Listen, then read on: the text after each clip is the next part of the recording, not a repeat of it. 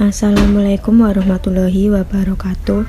Di sini saya akan menjelaskan materi akuntansi keuangan, yaitu tentang kas kecil dana fluktuasi. Yang pertama, kita harus tahu tentang pengertian dari kas kecil atau petty cash. Apa itu kas kecil atau petty cash? Kas kecil atau petty cash adalah sejumlah dana yang dibentuk khusus untuk pengeluaran yang bersifat rutin dan relatif kecil jumlahnya. Kas kecil digunakan untuk menandai pengeluaran-pengeluaran pimpinan yang jumlahnya relatif kecil, yaitu seperti dana entertain klien atau rekan kerja pimpinan, dana konsumsi untuk kepentingan rapat, dan lain sebagainya. Sebagai orang yang dipercaya pimpinan untuk mengelola kas kecil, sekretaris harus dapat mengatur dan merencanakan penggunaan dana kas kecil dan membuat catatan keuangan yang dibukukan kembali oleh bagian keuangan perusahaan. Pengelolaan kas kecil keuangan dilakukan oleh Biro Kesekretariatan atau petugas keuangan tingkat pemula atas pengeluaran-pengeluaran tunai. Selanjutnya ada tujuan dari kas kecil. Kas kecil dimasukkan ke dalam manajemen keuangan perusahaan didasarkan pada tujuan-tujuan tertentu, yaitu seperti yang pertama, menangani masalah perlengkapan di dalam perusahaan. Tujuan yang pertama adalah untuk menangani masalah pembiayaan perlengkapan atau pembekalan yang terjadi di dalam perusahaan, karena biasanya biaya yang terkait pembekalan usaha relatif lebih kecil dibandingkan biaya yang lain. Karena nominal pembiayaan kecil, tentu pembukuan yang digunakan untuk mencatat transaksi juga khusus. Pembukuan inilah yang disebut dengan kas kecil. Yang kedua yaitu ada mencegah terjadinya alokasi pembayaran. Dengan adanya pencatatan kas kecil, tentu kesalahan alokasi pembayaran tidak akan terjadi. Tidak mungkin perusahaan membayar mahal pada biaya transaksi yang kecil atau sebaliknya, karena semua yang terletakkan di dalam pembukuan yang berbeda.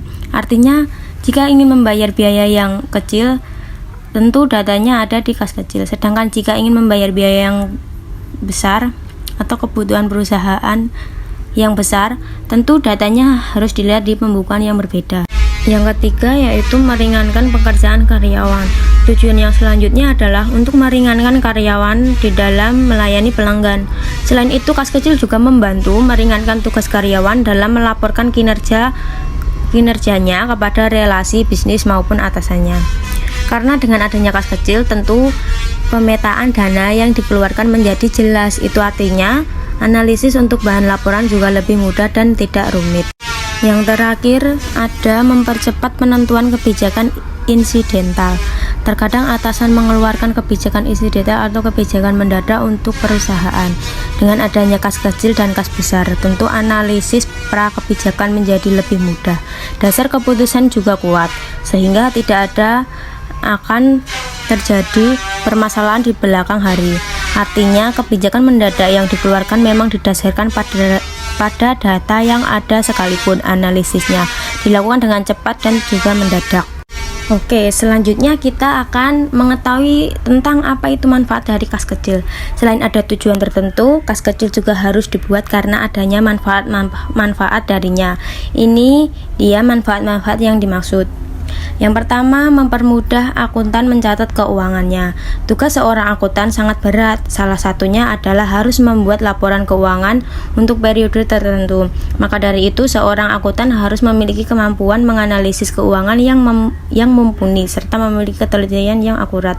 Dengan adanya pembukuan petty cash atau kas kecil ini sendiri, tentu saja akuntan ketika mencatat keuangan perusahaan menjadi lebih mudah, karena sistem analisisnya hanya dengan menyatukan data-data keuangan di setiap bidang di dalam perusahaan. Yang kedua yaitu untuk meningkatkan pelayanan pelanggan.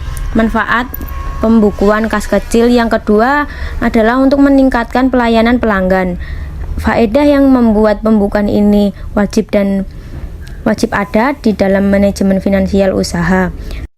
Yang terakhir ada untuk mengeluarkan dana darurat perusahaan. Tidak dimungkiri kalau di setiap divisi perusahaan terkadang membutuhkan dana yang harus dipersiapkan dengan cepat. Tentunya divisi ini tidak akan mengajukan dana yang kecil pada perusahaan teras yang dananya sendiri dialokasikan untuk transaksi-transaksi yang besar. Lain soal kalau divisi itu memiliki uang tunai sendiri yang bisa dialokasikan untuk mempunyai divisinya sendiri. Tidak hanya itu, dana yang tercatat di dalam kas kecil ini juga bisa diperbantukan pada divisi lain yang kebetulan membutuhkan dana darurat. Selanjutnya ada karakteristik atau ciri dari kas kecil. Yang pertama ada jumlahnya ditetapkan dan dibatasi dalam jumlah tertentu sesuai dengan kebutuhan dari suatu perusahaan yang bersangkutan.